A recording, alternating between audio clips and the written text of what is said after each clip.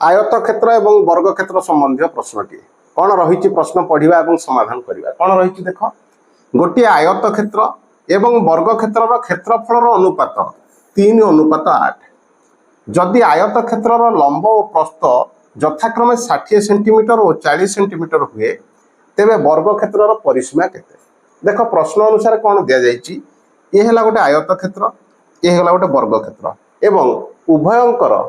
क्षेत्रफल अनुपात केते 3:8 बुझीगला ना नहीं ता माने यार क्षेत्रफल 3 भाग यार क्षेत्रफल को आम 8 भाग बोली मानि परिबा बुझीगला ना नहीं एवं प्रश्न अनुसार कौन दि जाइए यार दि जाइए लंब और प्रस्थ लंब केते दि जाइए 60 सेंटीमीटर प्रस्थ केते दि जाइए 40 सेंटीमीटर तेबे यार क्षेत्रफल को आम बाहर कले जापर ताहा आनुपातिक 3 केते एवं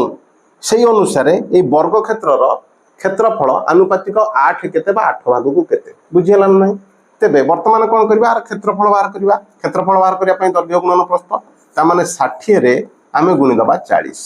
पाइबा केते पाइबा आमे 2400 वर्ग सेंटीमीटर बुझीगला ना तेबे जदि आयत क्षेत्र क्षेत्रफल आमे पाइले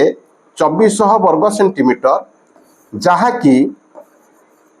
प्रश्न अनुसार कौन दि जाइए सेटा 3 भाग बुझीगला ना तेबे जदि 2400 वर्ग सेंटीमीटर को 3 भाग निया जाए तेबे गोटे भाग को केते हबो आमे हरिदबा 3 पाइबा केते एतिरे आमे हरिदेले पाइबा 800 ता माने गोटे भाग को 800 वर्ग सेंटीमीटर बोली आमे बुझिले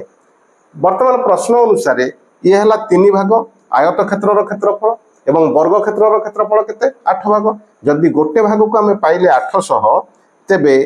8 भाग को केते पाइबा 8 भाग पई आमे गुणी दबा एठी 8 बुझिला ना नहीं तेबे पाइला केते आमे पाइले एठी 6400 वर्ग सेंटीमीटर वर्ग क्षेत्र क्षेत्रफल वर्तमान कौन बाहर करिवार अछि हमकु बाहर करिवार अछि वर्ग क्षेत्र परिसीमा केते तेबे वर्ग क्षेत्र परिसीमा बाहर करिया पई हमकु कौन दरकार अछि गोटे बाहुर लंब दरकार अछि हाँ ना नहीं तेबे जदि क्षेत्रफल 6400 वर्ग सेंटीमीटर हुए तेबे गोटे बाहुर लंब केते जानिबा केमिति आमे बाहर करिया कोन ना 6400 नहीं जीवा वर्गमूल बा रूट ओवर तेबे केते पाइबा 80 पाइबा तेबे 80 सेंटीमीटर आमे पाई गले वर्तमान गोटे बाहुर लंब जेहेतु पाई गले हमको आवश्यक कौन अच्छी परिसीमा तेबे परिसीमा बाहर करिया पई वर्ग क्षेत्र कौन अच्छे आमे बाहु गुणन 4 तेणु आमे गुणी दबा 80 रे 4 केते पाइबा 8 × 32 320 सेंटीमीटर ऑप्शन बी होची तार सठिक उत्तर।